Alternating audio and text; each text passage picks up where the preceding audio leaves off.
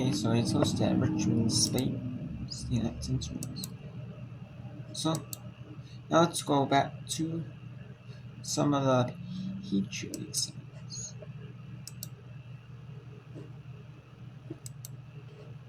Let's go back to some of the Peach League sites. You want? We'll go back to this third quarter here of the Peach League. And number 4 seeded Holy Cross, 5-4 in the Peach League, 10-7.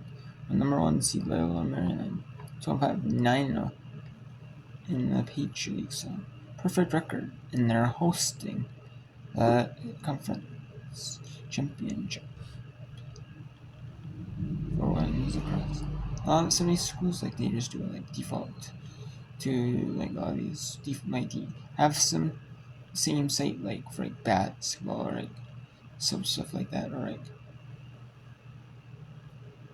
you know, I think they might just like rotate schools in and out, you know, for like certain sports like softball, baseball, they might rotate, you know.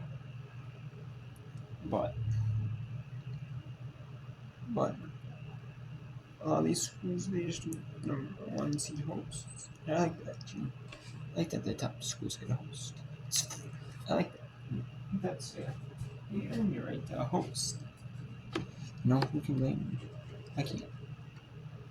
And that's a goal for the other, and it's gonna be draw control and done.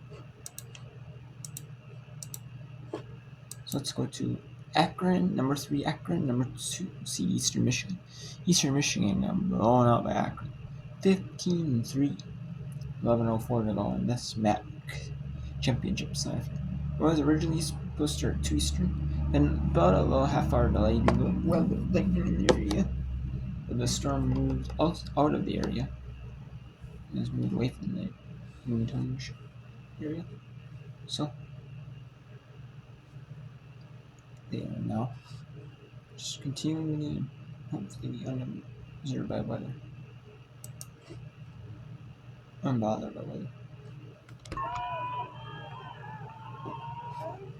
Amber Alderman got dumped just beyond the crease.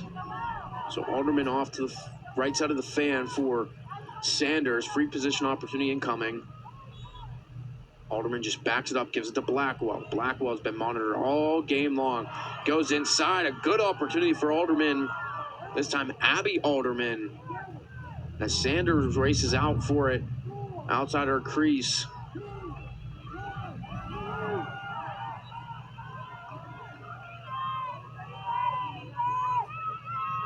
Akron racing ahead, clears the ball. Back low.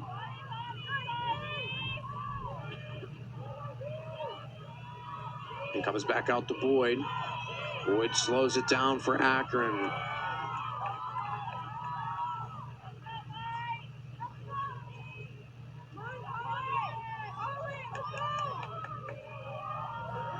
Akron in no rush here. Just want to settle things down, waste some time off the clock with this 15-3 lead.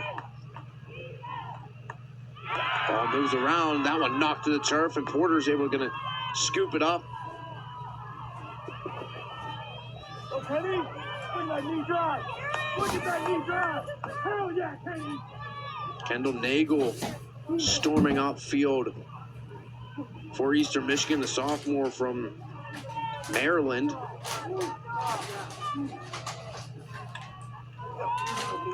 was gorgeous. Blackwell now behind the cage. She's looking for her first tally of the afternoon. Double teamed. Been a big reason why Blackwell has been held off the scoreboard.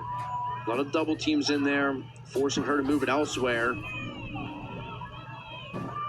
Emerson Henry, a pair of goals in this contest so far. Shooting space called. Boyd came out up high.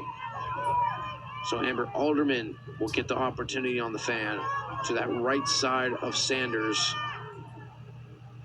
We've seen Eastern Michigan the last couple times bump it out. We'll see what Alderman does here. She does it yet again. Goes to Khalili. Now off to Henry. That one off the crossbar. Grade A opportunity for Emerson Henry. She rang it up top off the crossbar. And here goes Akron the other way. Carey with it, backs out up the void. Akron, we talked about the incredible season they had during the regular season, 9-7 overall. 4-2 in conference and 7-1 at home. Elaine Jones taking home the Mid-American Conference Coach of the Year, and for a Zips team that was selected to finish last in the conference with Youngstown State tied 6th at the bottom of the preseason pool, and here they are with a huge lead on the second-ranked Eastern Michigan Eagles. And you'd think the Robert Morris staff and players, I'm sure, are hanging around somewhere, keeping an eye on this game and going, oh boy, do we have a tough challenge coming up against us on Saturday, and one that they had just faced. Akron defeating Robert Morris at the end of the year in the season finale, regular season finale, 14-12. Here's an opportunity for Eastern Michigan coming in, and Wilson scores. Catherine Wilson, right down Broadway. No, already in control right there, so I'm gonna go back to it now. Now, a lot of you guys are already in control. As well, Maryland now. What's the running clock done? It's right there, the running clock. Let's put on, Holy Cross.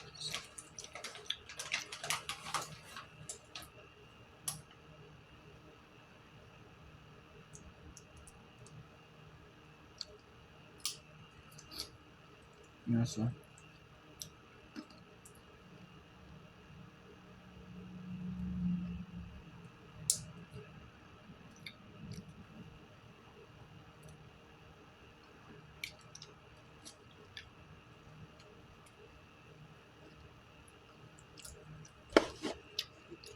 And that's all of these.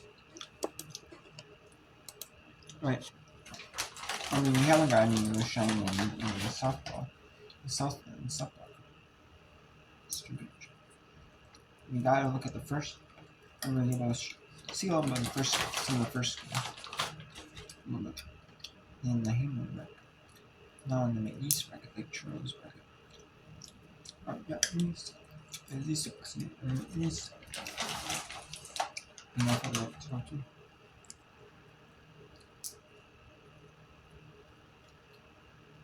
No. Second game. There's 16 select the NCAA tournament. And you're double elimination, so you're not out of there if you lose. And you have to play game 3. And then you have game 4, which is winners bracket, and then loser plays game 5. So you want to win this game so that you can go to game. So that if you do have to play on that, then you're playing 2. But you want to put yourself in that situation where you have to play 5 games in order to win. You want to put yourself in that situation where you have to play 3 to win. So.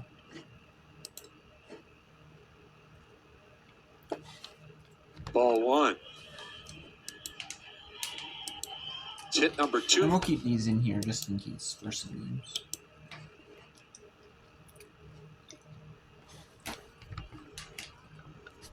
Fontenot takes high and tight. And later on, you'll bring in also the NEC Lacrosse, the ASUN. Actually, let's bring in other conference championships. Let's bring the NEC. Let's bring in, who is the ASUN surfers? Yes, the ASUN is surfers. So bring in the NEC and ASUN Women's Lacrosse Championships. As well as, let's bring in them now since so they're all running clocks. We got Secret Speeds Zone.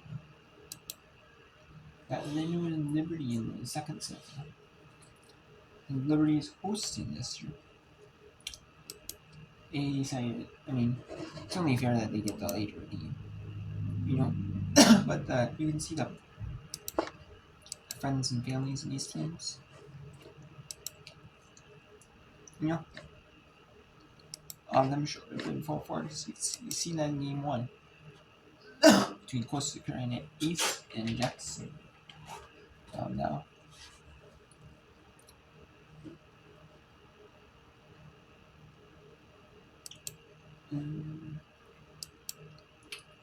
Arizona, number 1 seed, is 8-1 in the NEC. 10-6 overall. St. Francis PA is 7-9. It's 5-4 overall. And Leno in Liberty is a 2-3 match. 2-3 match. So let's go back to East Texas Leagues. Our runners on third and first base. 0-1 count. Or first, second and third. 1 strike. No balls. Make that 1 ball 1 strike. No.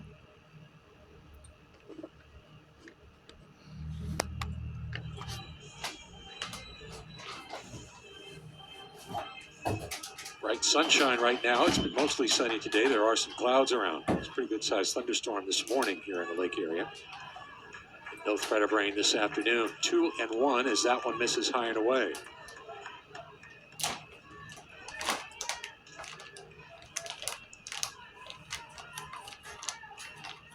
Munoz.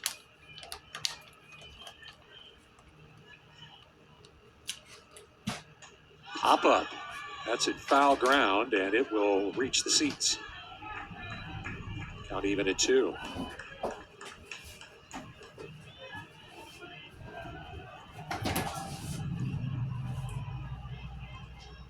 Munoz, a 5'5" junior. She's from San Antonio. Went to Sandra Day O'Connor High School. 2-2 pitch misses outside, and the count is full. This is the first inning that Hauser has had some base runners on, and the pitch count running up on her just a bit now. Count is full on Munoz. And that's second time through the lineup. Hauser's already faced all of these hitters once. That means that they've seen her best stuff. Long one into left field, way back at the warning track and gone. It's a 3-run homer for Jada Munoz, and the Cowgirls have taken a 3-2 lead. Munoz with number 15 on the season, and RBIs 54, 55, and 56 for the Cowgirl third baseman. She's had a season, and she deposits one over the left center field wall there for a 3-run homer. The Cowgirls have their first lead.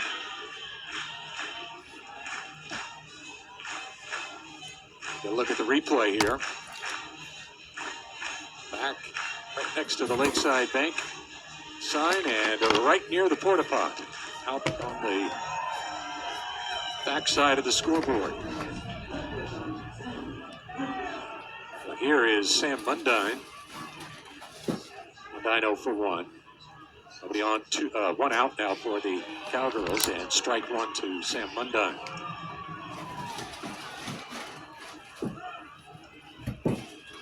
Mundine, a 5'4" sophomore. She's from Luling, Texas. 0-1 pitch. Just a couple inches outside.